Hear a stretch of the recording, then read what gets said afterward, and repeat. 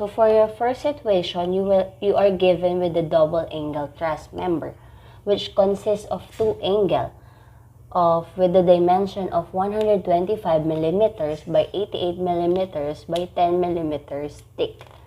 It is welded to a 125 millimeter weld gasket plate.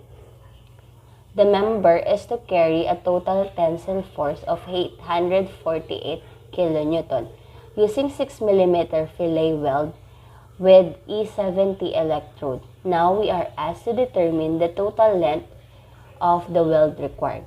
So we are asked to use Fy equals to 250. So as you can see in the figure, we are given with the double angle. And we just write the given now. Our given is, we have an angle. So meron tayong double angle with a dimension of 125 by 88 by 10 millimeters. Yung plate natin is equal to, merong width, yung plate natin na 125 millimeters. So, yung total force na i-carry natin is 848 kilonewton. And yung ating thickness is 6 millimeter. Ang gamit nating electrode is E70 electrode. So, ang ating Fu is equal to 70 KSI. Or in megapascal, 70 KSI is equal to 483 megapascals.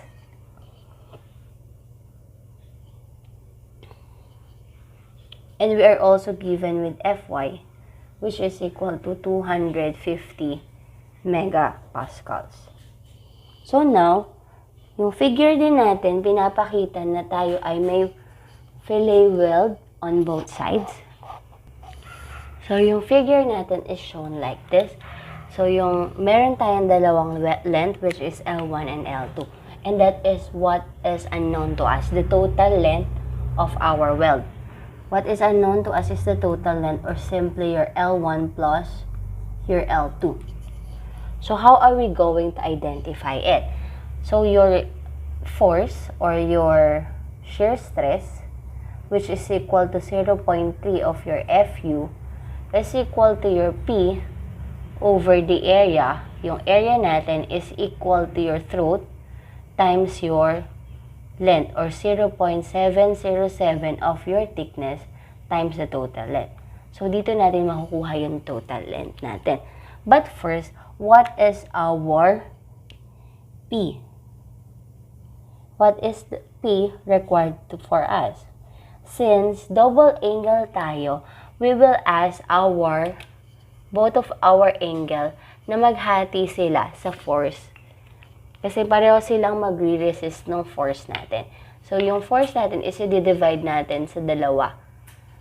So, for that, we will have your force taken to be 424 kilonewton. So, in that case, we will have your length as 0.3. Your Fu is 483 is equal to 424 over 707, your thickness is 6, times your L. So now, what is the value of L? The value of L is 689.81 millimeters. So that is the value of L. But this 689.81 is for the one side of your, or for one angle only. Since we are also given with a double angle, multiplied lang natin times 2 into 2 para makuha natin yung total length. Yung total length natin, that is equal to 2 times 689.81.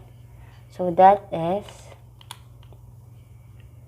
1,379.611 millimeters. So this is just only considering your welded connection. So it is asked for us to determine lang yung total length. How about if we are asked to determine what is L1 and what is the length of... So, if our total length is 689.806 millimeter, so now what if we are asked to find or to determine the value of L1 and L2? If we are asked to determine the value of L1 and L2, we will just have your moment about your P. Moment about P. Taking clockwise as positive is equal to 0. So that is equal to, again, we will have resisting forces for the pre-body diagram. So we will have your L2 as positive, right? Moment. So we will have your L2 multiplied to the moment arm, which is 85, minus your L1 times 40. So this will be your equation 1. Or we can simply say that your L1 is equal to L2 times 85 over 40. This will be your equation 1. So what would be your equation 2? Simply your L equal to L1 plus L2. This is your equation 2. Combining equation 1 to equation 2, that would be your L, which is equal to 689.806, equal to the value of L1, which is L2 times 85 over 40 plus L2.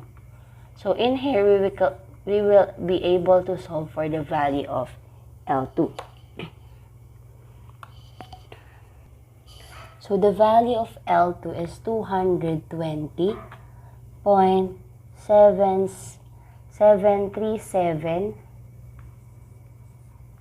millimeters. Or we can also have your L2, which is equal to 40 of L1 over 85. So if you will use that here, you will have your the value of L1 as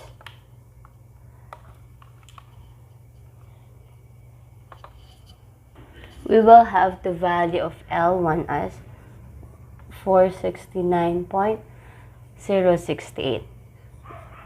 So let's check your L1. Your L is equal to L1 plus L2. So the value of L is 689.805 millimeters. So this is correct. Again, yung L2 na to, dito natin siya ipapalit ha, sa equation 2. Para ma-solve natin yung value of L1. And we will just check if your L1 plus L2 will be equal to your L. So that is your situation number 1.